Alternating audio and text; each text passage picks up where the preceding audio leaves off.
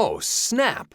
It's another Snap review from the Family Gamers. I'm having a pizza party with my friends, but then alien robots crash the party and challenge our group to a puzzle.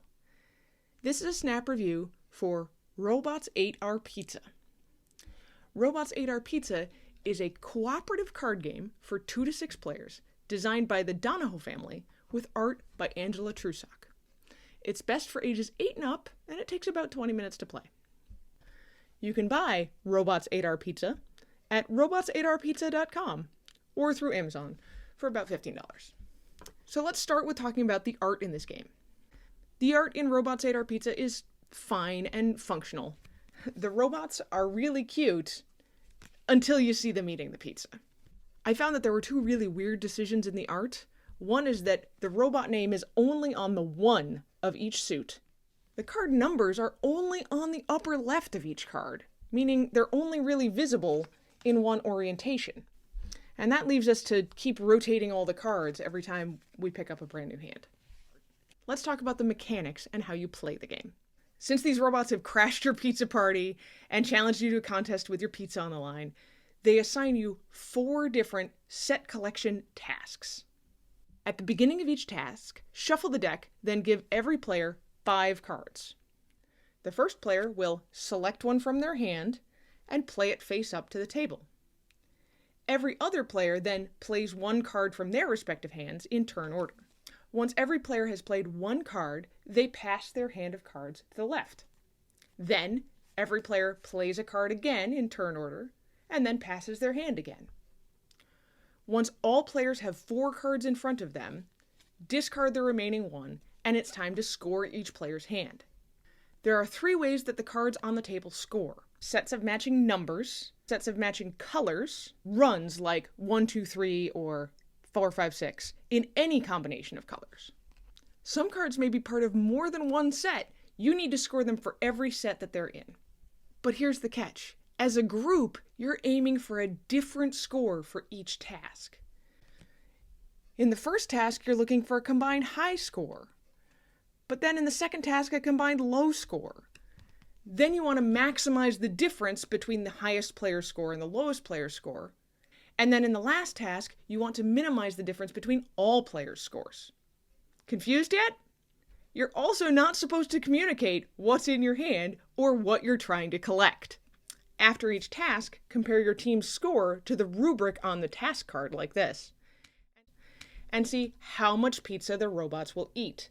You flip over each pizza card and see the robots eating pizza on the other side. Will you have any pizza left after your 4 tasks are complete? So, what did we expect out of this game?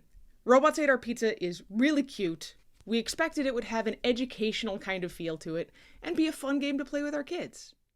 I was really puzzled at the concept, though. How do you turn card drafting and set collection into a cooperative game? So let's ask one of our pizza experts about the game. So Elliot, what did you think about Robots Ate Our Pizza?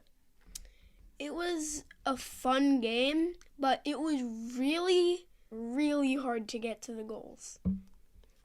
Yeah, it was pretty tough to explain how to best get there without just telling everybody what kind of cards they should play. So that gets to our surprises. Robots Ate Our Pizza is educational, but not really in the way we were expecting. There's not really a whole lot of math here, although the scoring of runs and color pairs and number pairs does feel very mathy.